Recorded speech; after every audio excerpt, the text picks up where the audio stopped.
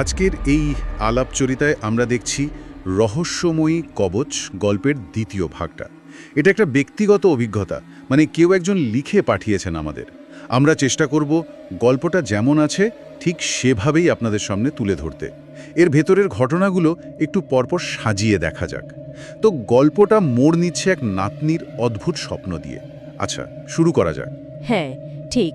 এই অংশটা শুরু হচ্ছে নাতনি আর তার ঠাকুমা মানে সর্বজয়া দেবীর একটা কথা দিয়ে। নাতনি 4 দিন আগে একটা কেমন যেন স্বপ্ন দেখেছেন, সেটাই বলছেন ঠাকুমাকে। স্বপ্নে ওর মৃত দাদু আসছেন, সাহায্য চাইছেন।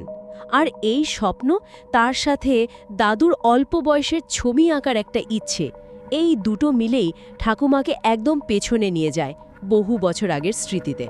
মানে ভাবুন একবার, একটা স্বপ্ন কি করে অতীতের দরজা খুলে দিতে পারে। স্বপ্নটা কিন্তু বেশ অন্যরকম, তাই না?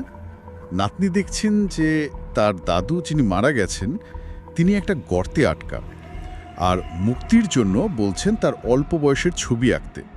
কিন্তু তারপরে এই চেহারাটা বদলে যাচ্ছে, একদম ভয়ঙ্কর পিশাচের মতো দেখতে লাগছে। আর সে কি হাসি! ঘুম ভাঙার পর থেকেই নাতনির মনে